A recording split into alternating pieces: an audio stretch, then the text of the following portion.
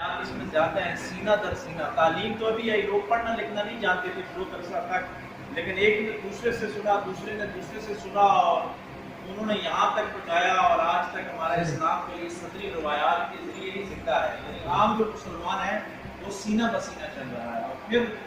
آقا علیہ السلام کی جب زندگی ختم ہوئی اور کربلا کا واقعہ ہوا، جب خلافت مکمل طور پہ ملوکیت میں تبدیل ہو گئی،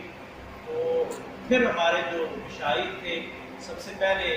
امام زین العابدین علیہ السلام اور امام جعفر الصادق علیہ السلام نے باقاعدہ ایک خانقاہی نظام کی بنیاد رکھی کہ لوگ اہل بیت کے پاس جاتے تھے،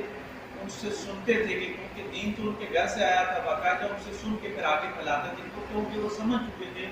کہ آمریت اس حد تک راسخ ہو چکی ہے کہ کتابی شکل میں جلا دی جاتی تھی، کتابوں میں رد و بدل ہو جاتا تھا، لیکن جو صدری روایات تھی وہ لے کے لوگ نکلتے تھے، اور اس حد تک نکلتے تھے کہ